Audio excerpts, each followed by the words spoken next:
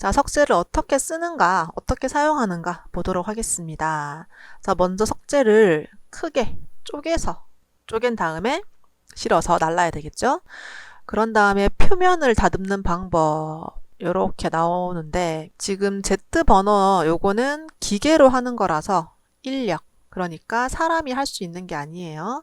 그래서 특이한 걸로 빼도록 하겠습니다. 인력 아니에요. 혹두기, 정다듬, 도드락, 잔다듬, 물갈기 이렇게 순서대로 외워주시기 바랍니다.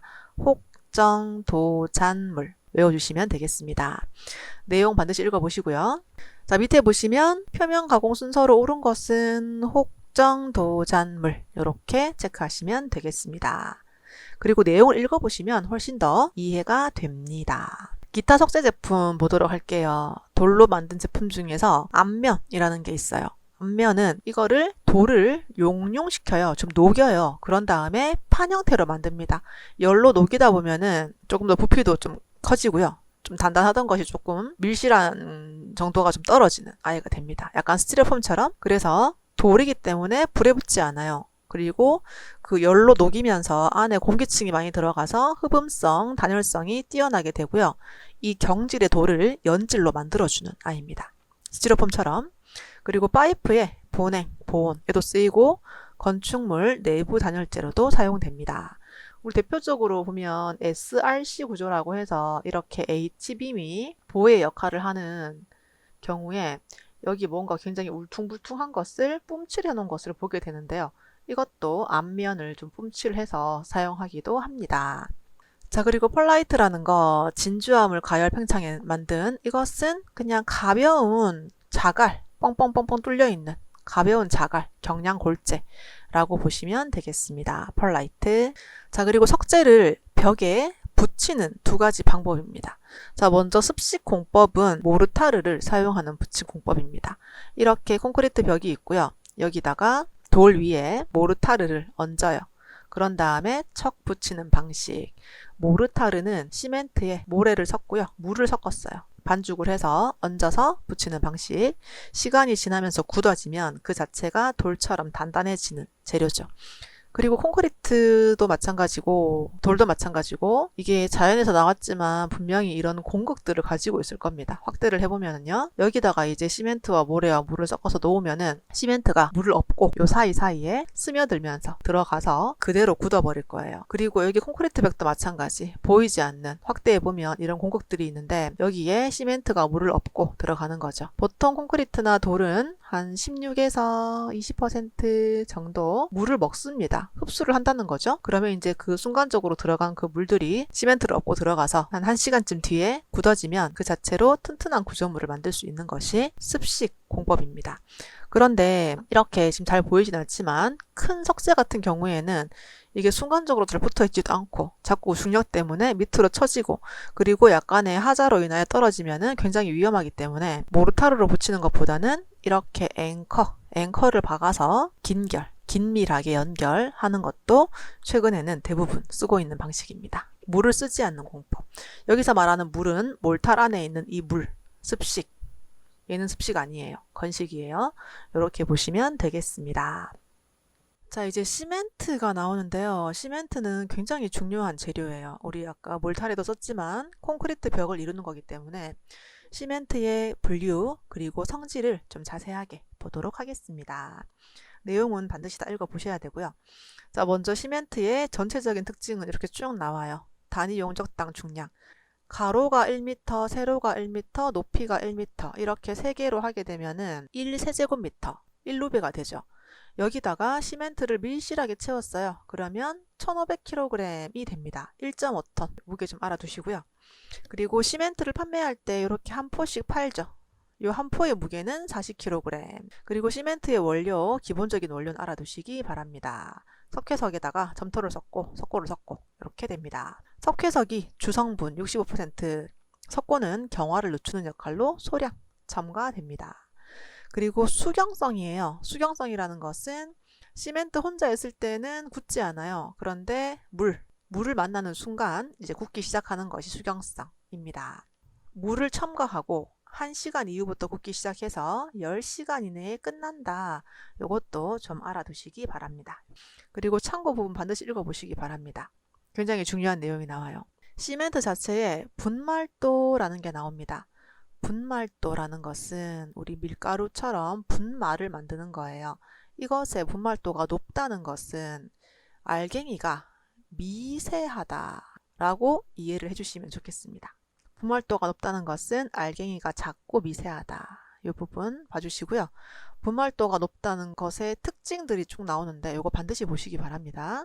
요거 이해하시고 넘어갈게요. 여기 충분히 설명해 놨으니까 보시고요. 자, 그리고 풍화라는 게 나와요. 풍화가 두 가지 의미가 있는데요. 보통 콘크리트를 건설하고 난 다음에 오랫동안 바람과 비를 맞으면서 이 구조물 자체가 약간 가루로 변하고 이렇게 하는 것도 풍화. 그러니까 안 좋은 거 하나. 오랫동안 바람과 비를 맞아서 이 구조체가 좀 안 좋아지는 거. 또 한 가지 풍화의 의미는 에어 세팅이라고 돼 있죠. 시멘트가 공기 중에 수분을 만나버렸어요.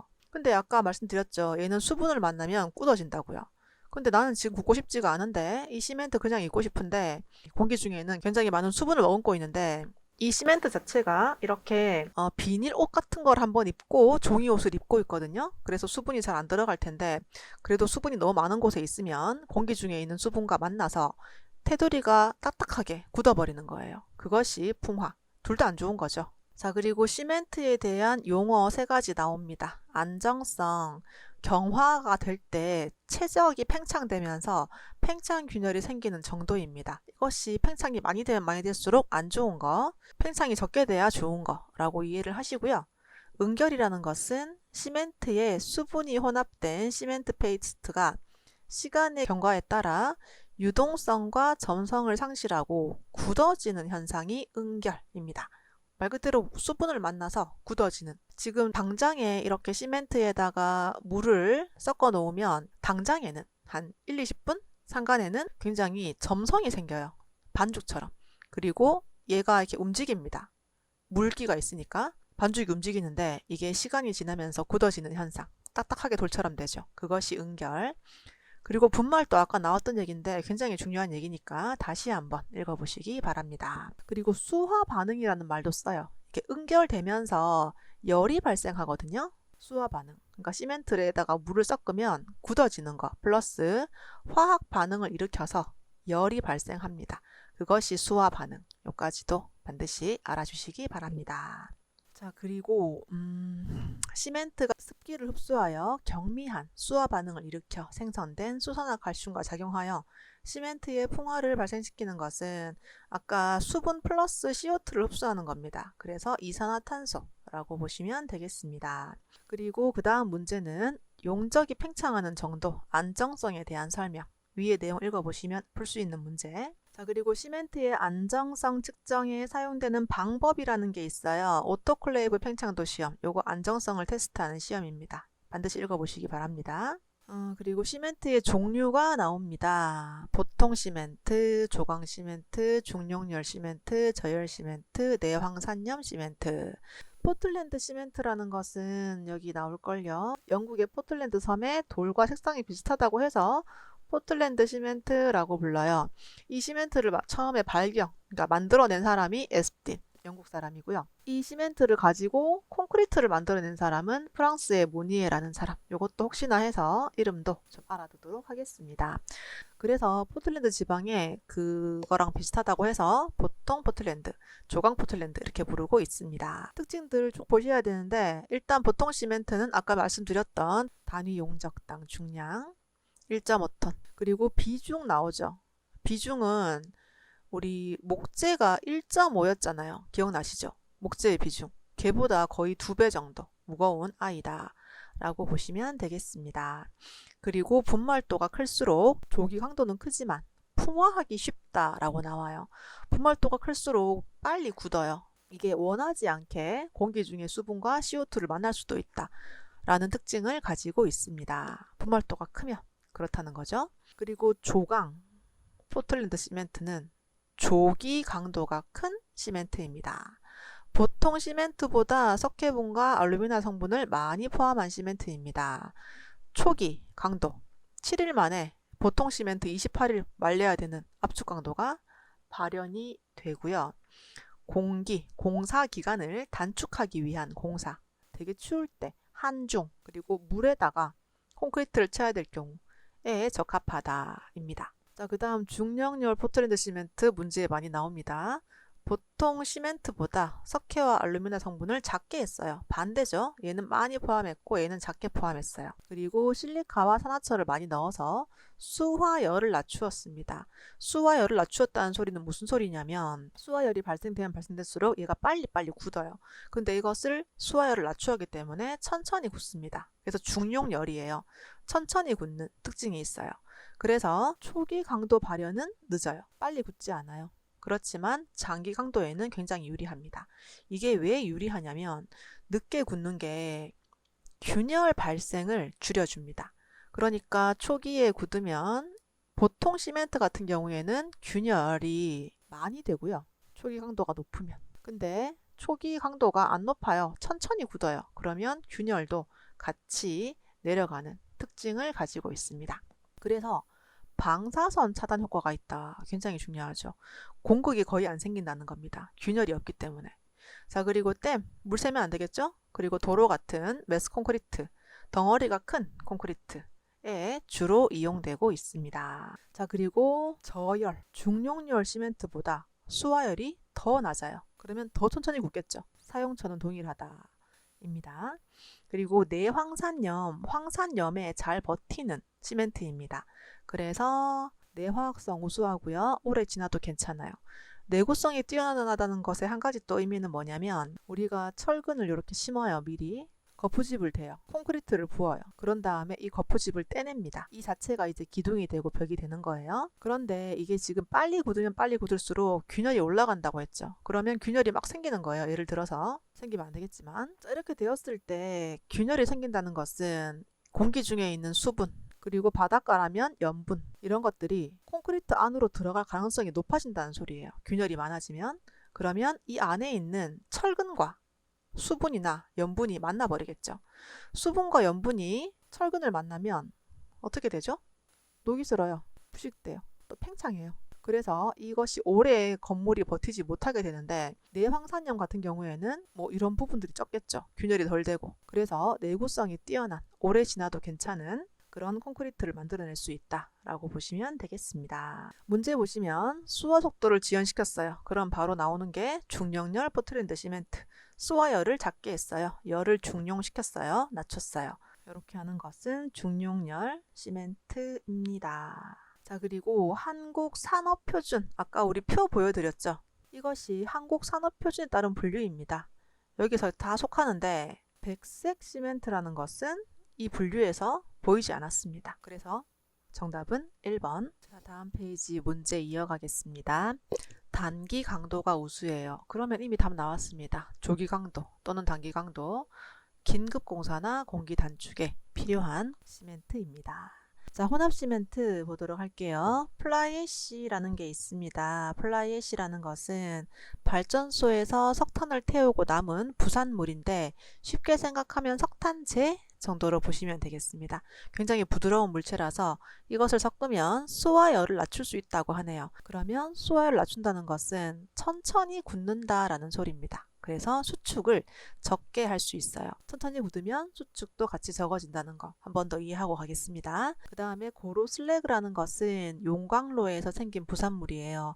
용광로에서 이렇게 철강을 끓일 때 재가 날리거든요. 이것도 좀 비슷한 재가 날리는 것. 이것을 채취해서 시멘트에 섞어주게 되면 이것도 수화열을 낮출 수 있어요. 그러면 수축 같이 적어지겠죠? 그러면 내구성 같이 높아지겠죠. 수축이 적어진다는 것은 크랙이 적어진다는 소리잖아요. 그래서 내구성이 높아지고 화학적 저항성도 커집니다.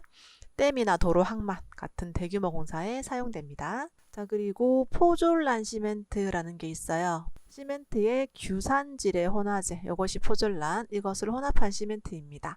이것도 초기 강도가 낮아요. 비슷한 말로 수화열 낮아요. 천천히 굳어요. 장기 강도가 높아요. 그래서 균열이 적어집니다. 그러면 바닷물, 등에 대한 화학 저항성이 커지고 댐이나 터널, 지하철, 도로, 화학공장 등에 사용될 수 있습니다. 그리고 아까 KS에 들어가지 않는 백색 시멘트 나왔죠. 말 그대로 색깔이 백색입니다. 보통 시멘트와 큰 차이 없고요. 마감 공사나 인조석 제조에 주로 쓰입니다. 그 엔지니어드 스톤 뭐 이런 거 있죠. 거기 백시멘트에다가 돌가루를 말아서 연마를 해서 쓰는 인조 대리석, 인조석 같은 거에 주로 사용되는 시멘트입니다. 그리고 알루미나 시멘트는 알루미나 성분을 많이 함량했는데 이것은 빨리 굳는 겁니다. 조강 시멘트의 개념이 될 수 있을 거고 한랭 공사 추울 때 빨리 굳어야 돼요. 안 그러면 얼어버려요. 그리고 이것은 세상에 하루 만에? 이거 7일 만에가 보통 조강 시멘트거든요. 근데 이것은 하루 만에 28일 강도. 대단하네요. 자, 그리고 폴리머 시멘트, 폴리머 성분, 합성 성분 이것을 넣었습니다. 고분자 재료, 라텍스 또는 열 가소성 수지, 열을 받으면 이렇게 녹아지는 성분 등을 혼입한 시멘트입니다. 방수성과 내약품성 그리고 변형되지 않도록 해주는 것 때문에 썩는다고 하네요. 합성수지를 섞어주는 그런 거고요. 방수성, 내약품성, 내충격성 등이 우수하다입니다. 콘크리트보다는 조금 더 말랑한 성분, 좀 말랑한 성분 들어갈 겁니다. 그리고 퀸즈 시멘트는 경석고를 주 원료로 합니다. 석고의 한 종류고요. 점도가 커서 좀 끈적해서 바르기 쉽고 매끈한 마무리에 용이한 시멘트입니다. 자, 그리고 오른쪽에 보시면 시멘트 보관 창고 반드시 보셔야 돼요. 이건 최근에는 좀 덜하긴 한데 굉장히 문제 많이 나왔기 때문에 보시는데 시멘트를 보관할 때는 일단 수분 안 돼요. 수분이 생겨버리면 풍화 현상 발생될 수 있습니다. 풍화 현상 아까 말씀드렸죠. 그래서 환기 안 돼요. 환기창 안 되고 통풍 안 됩니다. 통풍이 된다는 것은 수분이 같이 들어올 가능성이 있다는 거죠. 그리고 바닥은 건조하게 해야 되고요. 지면에서 30cm 이상 그리고 빗물 유입 안 되게 반입구와 반출구를 따로 두어 선입 선출할 수 있도록 그리고 계속 지금 수분과의 싸움이에요. 창고 주위에 배수 도랑을 둡니다. 혹시나 물이 들어오지 않도록. 그리고 쌓기 단수 반드시 알아두세요. 13포 이하입니다. 13포가 넘어가면 서로서로 압력을 받아서 좋지 않은 영향 올 수 있습니다. 그런데 오래 쌓아놔야 돼요. 그것은 7포 이내로 한다. 이것도 알아두시기 바랍니다. 꼭 한번 읽어보시기 바랍니다. 107페이지였습니다. 자, 그리고 콘크리트 혼화 재료와 용도의 연결이 바르지 않은 것은 이라고 나왔어요. 일단 다른 거 잘 몰라도 괜찮고요. 플라이 애쉬, 포촐란, 그리고 고로 슬래그 이런 것들은 수와열을 낮추어주는 역할을 해요. 그래서 정답은 2번. 자, 그리고 혼합 시멘트에 속하지 않는 것은 플라이 애쉬 섞었어요. 고로 슬래그 섞었어요. 포졸란 섞었어요. 근데 팽창 시멘트는 그 자체가 그런 성질을 가지고 있는 특수 시멘트입니다.